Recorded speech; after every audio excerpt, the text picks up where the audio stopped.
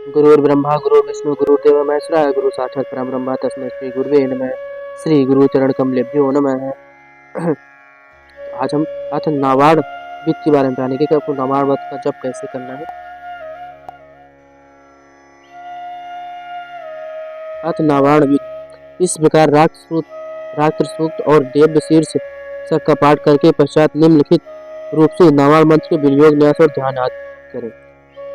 विनियोग श्री गणपति जयत ओम अस श्री नावाड़ मंत्र ब्रह्मा विष्णु रुद्र ऋषि गायत्रुष्ण गणुष्टु छंदास श्री महाकाली महालक्ष्मी महा सरस्वती देवता एम बीजम ह्रीम शक्ति क्लीम काल कीलकम श्री महालक्ष्मी श्री महाकाली महालक्ष्मी महा सरस्वती प्रत्यर्थे जपे विनियोग। इसे पढ़कर जल गिरा दे नीचे, आपको जल गिरा देना है।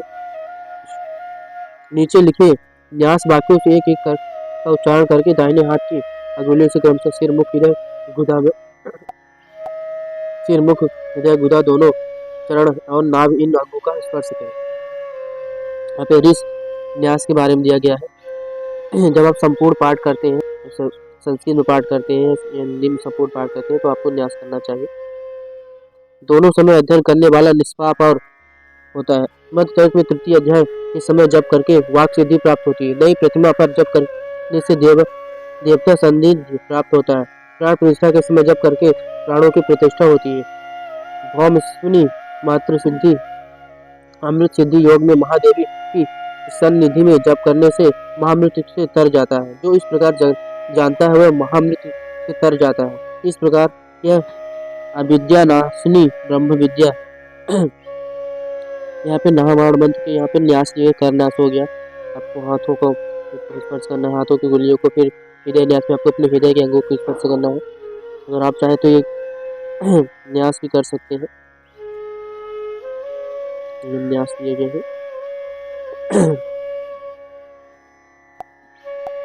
पहले थोड़ा कर न्यास के बारे में जानते हैं। कर न्यास में हाथ की विभिन्न अंगुलियों, हथेली और हाथ के पृष्ठ भाग में मंत्रों का न्यास स्थापन किया जाता है। इसी प्रकार अंग न्यास में हृदय आदि अंगों में मंत्रों की स्थापना होती है।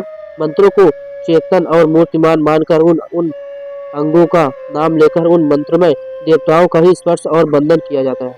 ऐसा करने से पाठ या जप करने वाला स्वयं मंत्रमय होकर मंत्र देवताओं द्वारा सर्वदा सुरक्षित हो जाता है। इसके बाहर भीतरी युक्त शुद्धि होती है, दिव्य बल प्राप्त होता है और साधना निर्विघ्नता पूर्वक पूर्ण तथा परम लाभदायक होते हैं।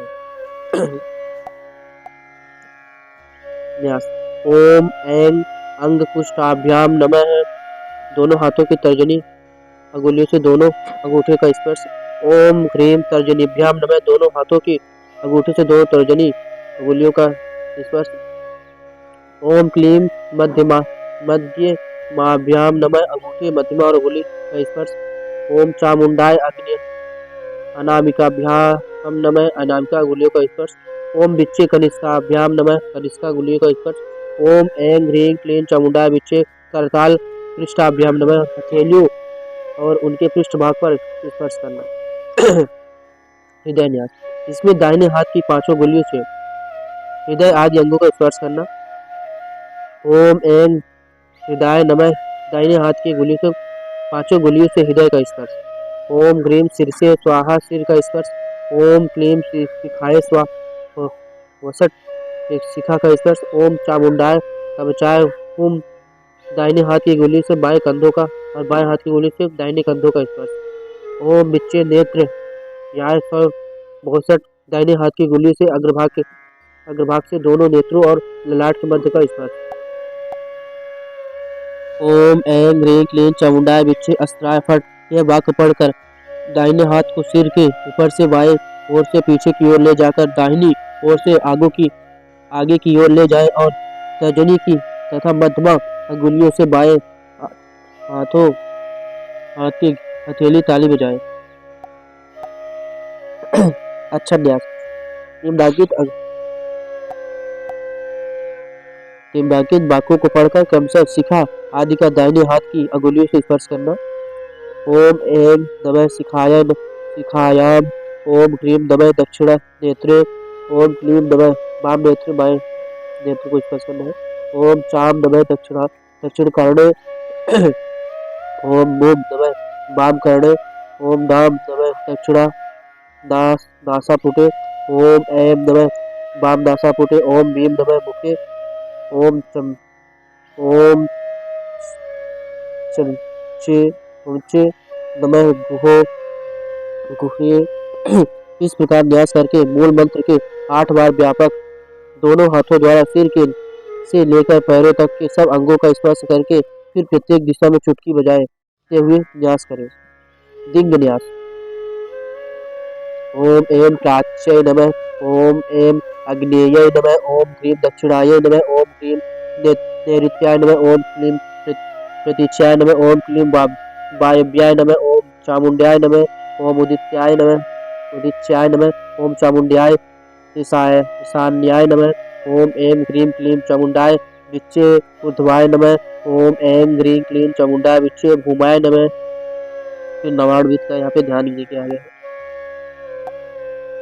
तो यहाँ पे ध्यान दिया गया है संस्कृत में, अगर आप ध्यान संस्कृत में पढ़ना चाहे तो पढ़ सकते हैं। यहाँ पे प्रार्थना दिया है, हम यहाँ पे सिर्फ हिंदी जानेंगे। फिर सप्तशती न्यास दिया गया है। इसके बाद प्रथम चरित्र विनियोग और ध्यान करके मार्कंडेय उपाच से सप्तशती का पाठ आरंभ करें। प्रत्येक चरित्र विनियोग मोह सप्तशती के साथ ही दिया गया है तथा प्रत्येक अध्याय के आरंभ में अर्थ सहित ध्यान भी दे दिया गया है। पाठ प्रेम पूर्वक भगवती का ध्यान करते हुए करे। मीठा स्वर, अक्षरों का स्पष्ट उच्चारण, पदों का विभाग, उत्तम स्वर, दृढ़ता, एक लय के साथ बोलना, ये सब पाठकों के गुण हैं। जो पाठ करते समय राग पूर्वक गाता, उच्चारण में जल्दबाजी करता, सिर हिलाता, अपनी हाथ से लिखी हुई पुस्तक पाठ करता, अर्थ की जानकारी नहीं रखता और अधूरा ही मंत्र कंठस्थ करता है, वह पाठ करने वालों में अधम माना गया है। जब तक अध्याय की पूर्ति न हो तब तक बीच में पाठ बंद न करें। यदि प्रमादवश अध्याय के बीच में पाठ विराम हो गया हो जाए तो पुनः प्रति बार पूरे अध्याय का पाठ करें। एक जानबूझ पुस्तक हाथ में लेकर पाठ करने का फल आधा ही होता है। स्तोत्र का पाठ मानसिक नहीं वाचिक होना चाहिए। वाणी से उसका स्पष्ट उच्चारण ही उत्तम माना गया है। बहुत जोर जोर से बोलना तथा पाठ में उतावली करना वर्जित है। रत्न पूर्वक शुद्ध एवं स्थिर चित्त से पाठ करना चाहिए। यदि पाठ कंठस्थ न हो तो पुस्तक से करें। अपने हाथ से लिए हुए अथवा ब्राह्मणेतर पुस्तक लिखे हुए स्रोतों का पाठ न करें।